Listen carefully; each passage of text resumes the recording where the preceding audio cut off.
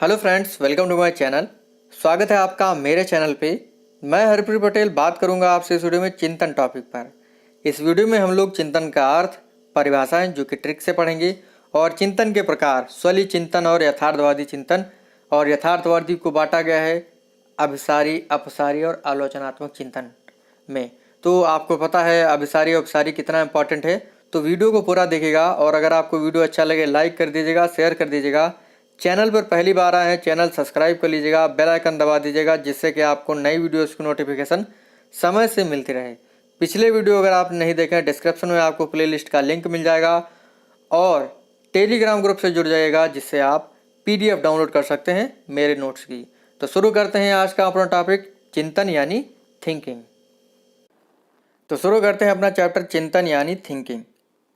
जानेंगे सबसे पहले अर्थ के बारे में। चिंतन एक ऐसी मानसिक क्रिया है जिसके माध्यम से समस्या समाधान किया जाता है।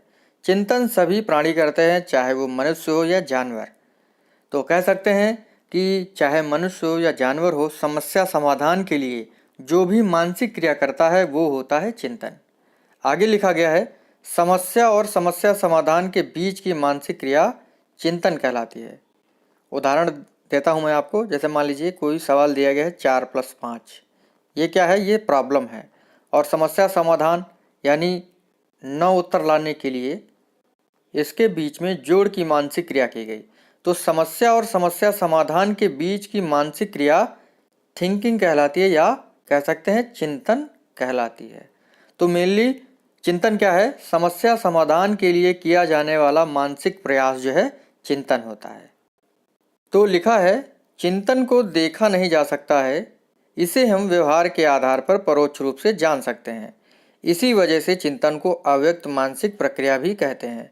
देखिए, चिंतन जो है, क्या आप किसी के दिमाग में घुसकर जान जाते हैं कि आपके सामने वाला जो व्यक्ति है चिंतन कर रहा है? और जो भी व्यक्ति आपके सामने होता है, जिस प्रकार का वो व्यवहार करता है, आप समझ पाते हैं ये किस प्रकार का चिंतन कर सकता है या कर रहा है।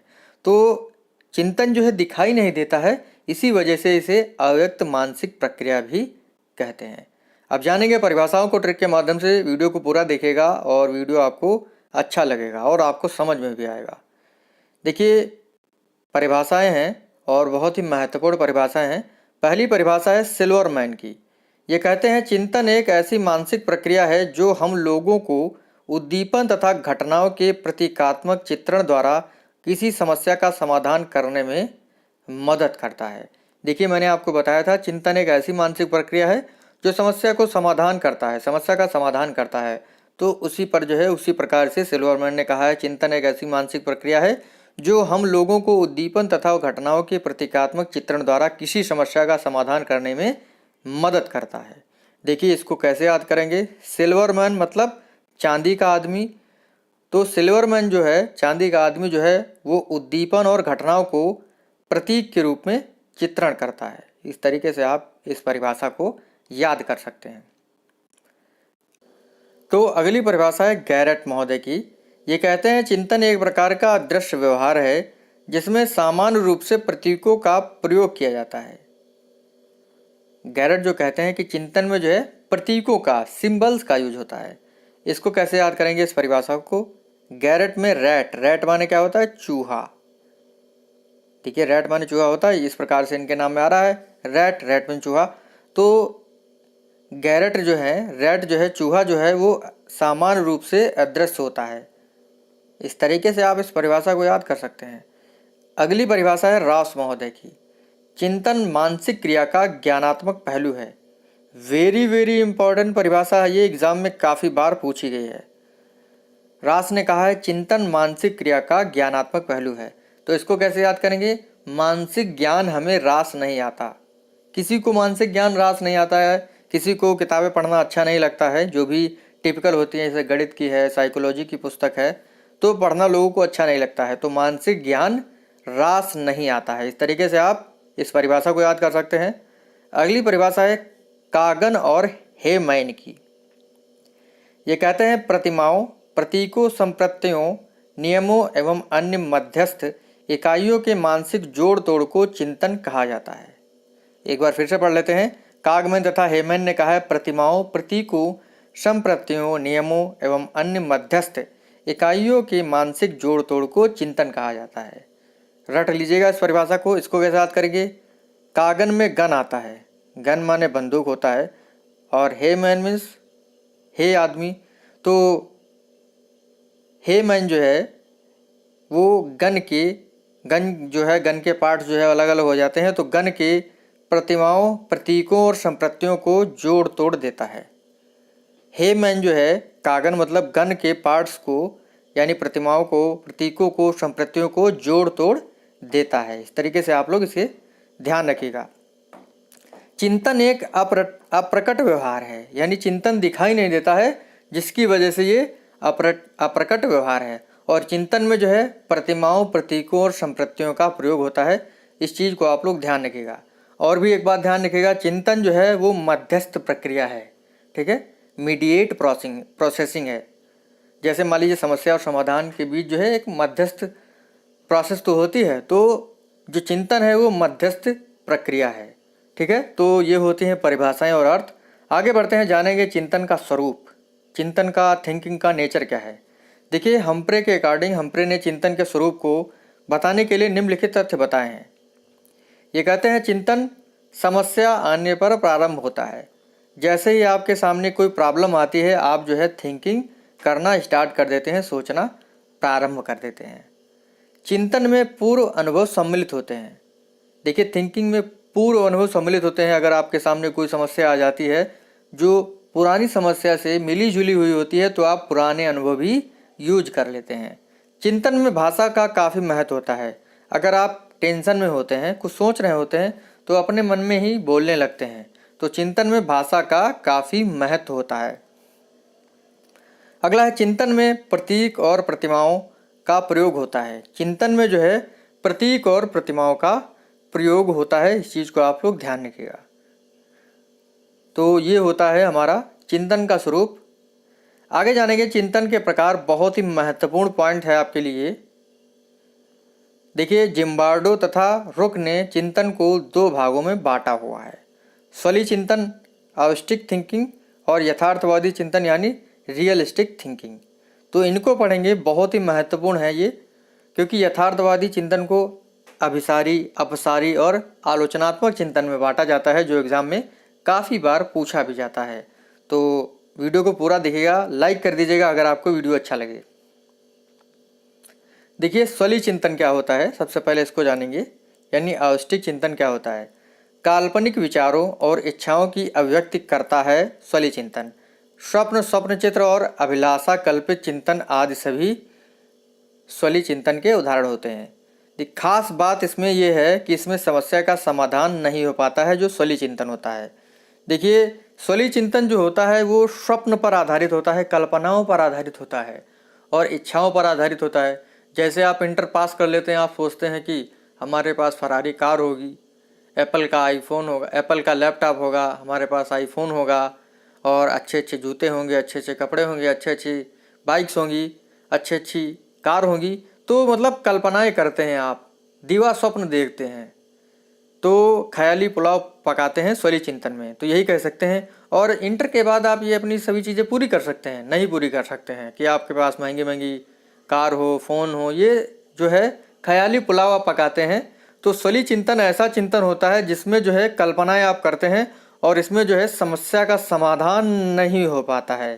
तो आवस्टिक चिंतन यही होता है जो कल्पना पर आधारित होता है। आगे बढ़ते हैं, देखते हैं रियलिस्टिक थिंकिंग यानी यथार्थवादी चिंतन के बारे में। देखिए ये जो यथार्थवादी चिंतन है ये वास्तविकता से जुड़ा हुआ होता है, समस्या समाधान इसमें हो जाता है। इस प्रकार के चिंतन को मनोवैज्ञानिकों ने तर्कना या विवेचन की संज्ञा दी है। यथार्थवादी जो चिंतन होता है ये वास्तविकता से जुड़ा हुआ होता है। जैसे मान लीजिए कभी आप कार में जा रहे होते हैं, तो अचानक आपकी कार रुक जाती है, तो आप सोचते हैं क्या हो गया, पेट्रोल तो नहीं ख़त्म हो गया, ब्रेक फेल तो नहीं हो गया, या ब्रेक में गड़बड़ी तो नहीं होगी, और टायर तो नहीं पंचर हो गया। तो आप जो है ये सोच रहे होते हैं, यानी कार में बैठे बैठे, और आप इन सभी समस्याओं का समाधान भी कर सकते हैं। तो यथार्थवादी चिंतन ऐसा चिंतन होता है जो वास्तविकता से जुड़ा हुआ होता है और इसमें समस्या का समाधान भी हो जाता है। ठीक है, तो यथार्थवादी चिंतन यही होता है। देखिए यथार्थवादी चिंतन को जो है 3 भागों में मनोवैज्ञानिकों ने बांटा है। अभिसारी चिंतन, कन्वर्जेंट थिंकिंग, या दूसरा चिंतन है हमारा सृजनात्मक चिंतन, इसे अपसारी चिंतन भी कहा जाता है। इंग्लिश में डाइवर्जेंट थिंकिंग या क्रिएटिव थिंकिंग भी कह सकते हैं। तीसरा कहा है आलोचनात्मक चिंतन यानी इवेल्युएटिव थिंकिंग। तो इनके बारे में जानते हैं, एग्जाम में इनसे काफ़ी बार प्रश्न भी पूछा गया है। सबसे पहले जानेंगे अभिसारी चिंतन को, इंग्लिश में जिसे कन्वर्जेंट थिंकिंग कहते हैं और इसे निगमनात्मक चिंतन भी कहा जाता है। देखिए, अभिसारी चिंतन वह चिंतन होता है जिसमें व्यक्ति एक समस्या का केवल एक ही निश्चित समाधान सोचता है। यानी कोई एक प्रॉब्लम है तो उसको हल करने के लिए केवल एक ही तरीका सोचता है। तो ऐसा चिंतन जिसमें व्यक्ति एक समस्या समाधान करने के लिए केवल एक निश्चित समाधान सोचता है तो वो होता है अभिसारी चिंतन या कन्वर्जेंट थिंकिंग। देखिए कोई भी एक तथ्य होता है और तथ्य से सीधे निष्कर्ष निकल आता है। तथ्यों में जो है किसी प्रकार का कोई चेंज नहीं किया जाता है, तो तथ्यों के आधार पर सही निष्कर्ष निकलता है अभिसारी चिंतन में। और देखिए, यह चिंतन जो होता है बुद्धि से जुड़ा हुआ होता है। यह बद्ध चिंतन होता है यानी क्लोज्ड थिंकिंग होता है।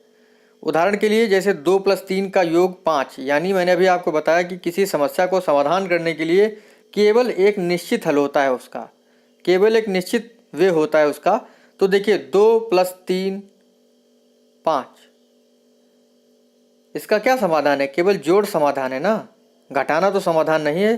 तो अभिसारी चिंतन वो चिंतन होता है जिसमें समस्या समाधान के लिए केवल एक निश्चित तरीका होता है किसी समस्या को हल करने के लिए। अगला उदाहरण है, भारत के प्रथम राष्ट्रपति कौन थे? इसका क्या और भी कोई हल हो सकता है कि भारत के प्रथम राष्ट्रपति डॉक्टर राजेंद्र प्रसाद थे, या कह सकते हैं डॉक्टर जवाहरलाल नेहरू थे? ऐसा नहीं हो सकता ना। तो एक ही तो हल होगा। भारत के प्रथम राष्ट्रपति कौन थे? डॉक्टर राजेंद्र प्रसाद। तो अभिसारी चिंतन ऐसा चिंतन है जिसमें समस्या का केवल एक निश्चित हल होता है, और ये बद्ध चिंतन होता है। ठीक है, आगे जानेंगे अब अपसारी चिंतन को, डाइवर्जेंट थिंकिंग। इसे सृजनात्मक चिंतन भी कहा जाता है, आगमनात्मक चिंतन भी कहते हैं। अपसारी चिंतन वह चिंतन होता है जिसमें व्यक्ति एक समस्या समाधान के लिए अनेक विकल्पों को सोचता है। यानी किसी एक समस्या को हल करने के लिए वो बहुत सारे तरीकों को सोच सकता है। देखिए अगला पॉइंट लिखा हुआ तथ्य प्लस कुछ नया और निष्कर्ष, यानी तथ्यों में जो है वो कुछ नई चीज़ों को जोड़कर जो है निष्कर्ष निकाल लेता है। यह सृजनात्मकता से संबंधित है। अपसारी चिंतन एग्जाम में पूछ लिया जाता है कि सृजनात्मकता से जुड़ा हुआ चिंतन किस प्रकार का होता है? बुद्धि से जुड़ा हुआ होता है, या सृजनात्मकता से जुड़ा हुआ होता है, या व्यक्तित्व से जुड़ा हुआ होता है? तो सृजनात्मकता से जुड़ा हुआ होता है। ठीक है, अभी देखिए हम लोग थ्योरी पढ़ रहे हैं, बाद में आपको ऑब्जेक्टिव भी करने को मिलेंगे। ठीक है, मतलब आज के वीडियो में आपको थ्योरी ही पढ़ने को मिलेगी, अगले जो वीडियो आएंगे उसमें थ्योरी के साथ साथ MCQs भी मिलेंगे, जिसमें इस पार्ट के भी ऑब्जेक्टिव होंगे। ठीक है, ध्यान रखिएगा। तो यह सृजनात्मकता से जुड़ा हुआ होता है और यह मुक्त चिंतन होता है, इसे ओपन थिंकिंग भी कहते हैं। यानी अपसारी चिंतन में जो है आप पूरी तरीके से स्वतंत्र होते हैं सोचने के लिए। उदाहरण देखते हैं, जैसे ईश्वर प्राप्ति के मार्ग होते हैं, तो ईश्वर प्राप्ति के अपसारी चिंतन के रूप में देखें तो बहुत से मार्ग होते हैं, दान, प्रेम, दया, भक्ति। ठीक है, अगर अभिसारी चिंतन के देखें तो केवल एक मार्ग बताएंगे। जैसे ईश्वर प्राप्ति के मार्ग होता है तो दया होता है, एक ही मार्ग बताएंगे। लेकिन अगर अपसारी चिंतन की बात करें तो ईश्वर प्राप्ति के मार्ग होते हैं, बहुत से मार्ग होते हैं, दान, प्रेम, दया, भक्ति आदि। पेड़ों के 5 लाभ लिखिए। ठीक है, तो इस प्रकार से पेड़ों के 5 लाभ लिखिए, तो आप 5 लाभ कोई भी लिख सकते हैं। आप जिस प्रकार का सोचेंगे वैसे आप लाभ लिख पाएंगे। तो अपसारी चिंतन में जो है आप एकदम स्वतंत्र रूप से ओपन माइंडेड होते हैं और कुछ भी सोच सकते हैं समस्या को हल करने के लिए। तो ये होता है अभिसारी और अपसारी चिंतन। एग्जाम में काफ़ी बार इसको पूछा जाता है। अगला प्रकार है आलोचनात्मक चिंतन, इवेल्युएटिव थिंकिंग। देखिए, इस तरह के चिंतन में व्यक्ति किसी घटना या तथ्य की सच्चाई को स्वीकार करने के लिए पहले उसके गुण दोषों की परख कर लेता है। यानी आलोचनात्मक चिंतन जिसके अंदर होता है वो किसी भी वस्तु को खरीदने या समस्या को हल करने से पहले उसके गुण और दोषों को देख लेता है।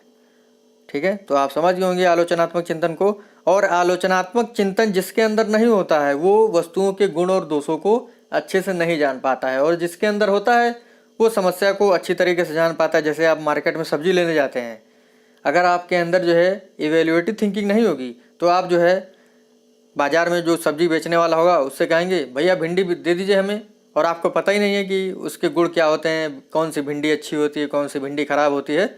तो जब आपके अंदर इवेल्युएटिव थिंकिंग नहीं होगी तो आप जो है ऐसे ही भिंडी लेकर चले आएंगे। अगर आपके अंदर आलोचनात्मक चिंतन होगा, सोचने की क्षमता होगी, तो आप जो है ख़राब भिंडी जो हटा देंगे, अच्छी अच्छी लेकर चले आएंगे। तो आलोचनात्मक चिंतन जो है ये गुण और दोषों की परख पर आधारित होता है। तो इस प्रकार से आज का हमारा जो टॉपिक था समाप्त होता है, और मिलेंगे आपसे अगले वीडियो में। चिंतन के साधन और भी जो टॉपिक होंगे उनको कवर करेंगे अगले वीडियो में। तो अगर आपको वीडियो अच्छा लगे लाइक कर दीजिएगा, शेयर कर दीजिएगा। मिलते हैं आपसे अगले वीडियो में। थैंक यू फ्रेंड्स, धन्यवाद।